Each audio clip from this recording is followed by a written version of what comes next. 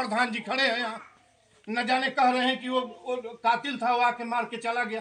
कातिल था तो इनको जानकारी थी तो सतर्क रहना चाहिए था। कोई मन में नहीं बैठा है बाबा जी किसी के, आपके मन में कोई बैठा है क्या? क्यों नहीं बैठा है हमारे मन में? मैं आया हूँ इसकी हिफाजत के लिए। क्यों हर आदमी को है ना, आज तक तो नहीं दिखे आप। तो क्यों दिखेंगे जब जरूरत पड़ती है तो? नहीं, ये जवाब नहीं है।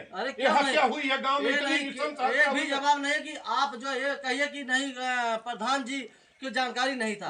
हम लोग समझा बुझा सकते हैं, किसको समझाए? कोई भी हो गांव का, किसको समझाए? कोई भी गांव का हत्या हुई है, इसके जिम्मेदार आप नहीं बनते हैं। उसमें हम क्यों बनेंगे? देखिए हम क्यों बनेंगे? देखिए कोई नहीं बनेगा उसमें। सुनिए, ये बनेगा। हमारी बात सुनिए पहले।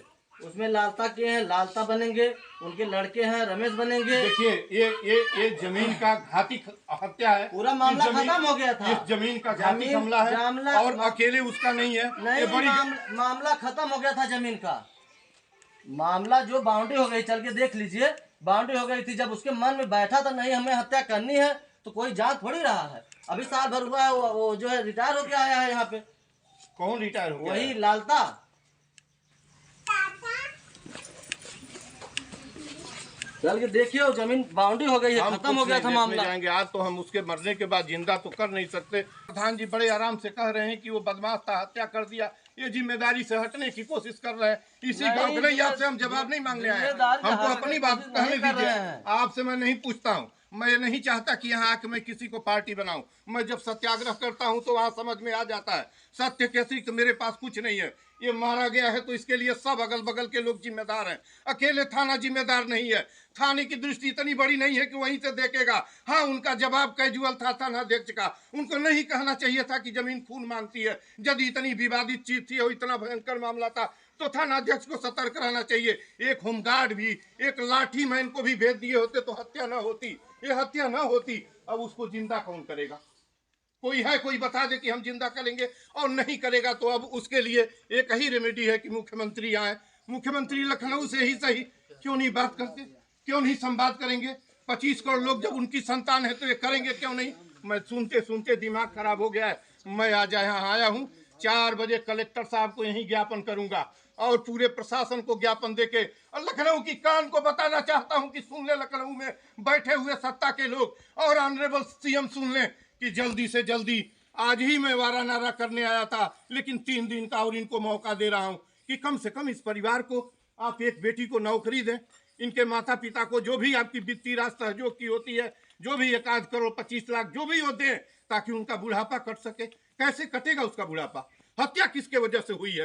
हत्या इनके प्रशासन, इनके हत्या इनकी तहसील की नाकामी, हत्या इनके इंस्पेक्टर और दरोगा और पूरे अंडे बच्चे का। एक भी सिपाही, एक भी इंस्पेक्टर, एक भी आदमी काबिल नहीं था कि उस होनहार को बचा सके। ये कौन जवाब देगा? किससे मैं पूछूं? मैं यहीं बैठता हूं। तो सुना आपने, गोरखपुर से चलकर जौनपुर में अनुराग के घर पहुंचे बाबा को। ये खुद को पूर्वांचल का गांधी कहते हैं। इनका नाम डॉक्टर संपूर्णानंद मल्ल है। अनुराग के घर पहुंचते ही बाबा जी प्रधान पर जमकर फायर हुए।